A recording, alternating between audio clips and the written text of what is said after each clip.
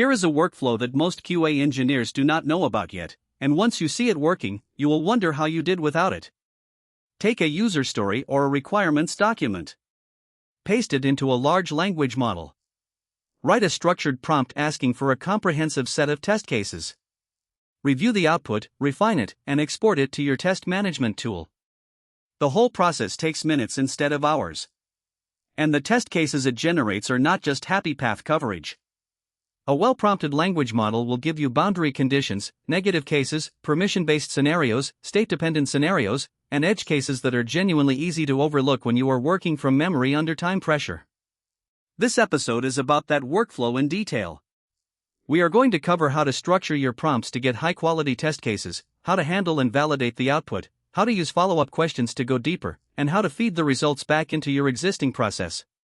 Whether you use Jira, TestRail, Notion, a spreadsheet, or sticky notes on a whiteboard, this workflow adapts to whatever system your team already uses. There is no tool to install and no integration to set up. You need a language model with a chat interface and a clear idea of what you are testing. Let's break it down. The core concept behind this workflow is straightforward. Large language models are trained on enormous amounts of software documentation, requirements specifications, testing textbooks, QA process guides, and engineering blog posts. Over the course of that training, they have effectively internalized a large body of knowledge about what makes a good test case, what failure modes look like for common feature types, and what categories of tests are typically missing from a first draft. When you give a language model a clear description of a feature, it can apply that accumulated knowledge to generate test cases that cover the scenarios a trained QA engineer would think to write. The key word in that last sentence is clear. The quality of the output is almost entirely dependent on the quality of the input. A vague user story produces vague test cases that are not useful. A well-structured requirement with acceptance criteria, constraints, and context produces a detailed, actionable test suite that you can actually use. Your job in this workflow is not to sit back and accept whatever comes out. Your job is to brief the model the way you would brief a new QA engineer joining your team.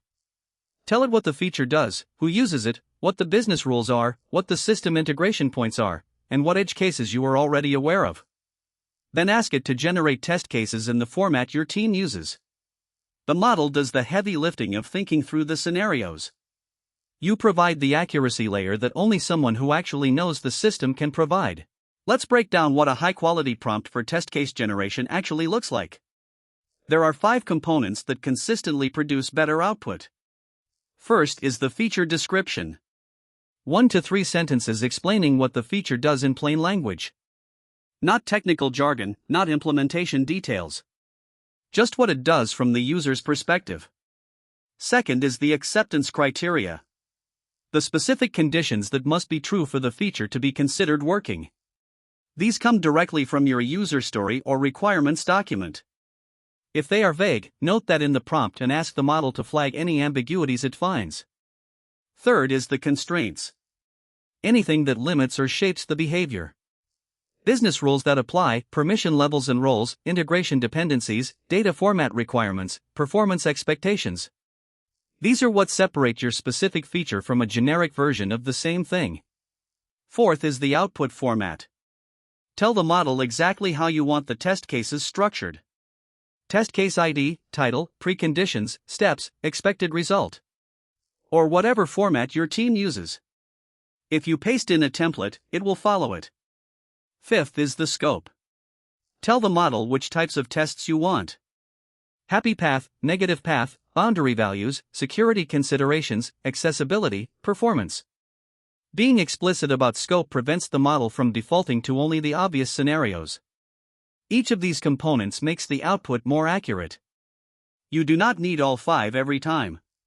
But the more context you provide, the less correction work you do on the output. Here is a real example so you can see the full workflow from prompt to output. The feature is a password reset flow. Users can request a reset link by entering their email address. The acceptance criteria are: the user enters their email and clicks submit, they receive a reset link within 2 minutes, the link is valid for 30 minutes, and the link can only be used once. The constraint is that the system should not reveal whether the email address exists in the database, because revealing that information enables account enumeration attacks. You give the model all of that context and ask for test cases covering functional scenarios, security scenarios, and edge cases in the format ID, title, preconditions, steps, expected result. Here is a summary of what comes back. Happy path, valid email entered, link received within 2 minutes, link used successfully, password updated, old password no longer works. Negative path, invalid email format rejected, email not in system returns same generic response as valid email, link used twice rejected with an error, link used after 30 minutes rejected with expiry message. Security, response time is statistically consistent whether or not the email exists, which prevents timing-based enumeration. Edge cases, user requests 2 reset links back to back and only the second link is valid, link is forwarded to a different browser and still works, user changes their password manually before using the reset link and the link is invalidated. That is a thorough test suite. A junior engineer working from scratch would likely miss the security test and at least 3 of the edge cases. There are 2 advanced techniques that are worth building into your workflow permanently once you have the basics down. The first is iterative refinement through follow-up questions. After the model generates an initial set of test cases, the conversation does not have to end there. You can keep going. Ask it to expand the security section with more attack scenarios. Ask it to add performance considerations for high-traffic conditions. Ask what it would test differently if this feature was being used by 10,000 concurrent users. Ask it to think about what happens when the third-party email service is slow or unavailable. Each follow-up question adds a layer of coverage that you might not have thought to ask for in the initial prompt, and the model builds on its previous output rather than starting from scratch. This iterative approach consistently produces more thorough test suites than a single-pass prompt. The second technique is persona-based prompting. Ask the model to generate test cases as if it were a malicious user actively trying to abuse or exploit the feature. Then ask it to generate test cases as if it were a user who relies on a screen reader for accessibility. Then as an enterprise administrator managing thousands of accounts. Each persona surfaces an entirely different set of scenarios. The malicious user persona is particularly valuable because it reliably surfaces attack vectors and abuse cases that standard functional testing does not cover.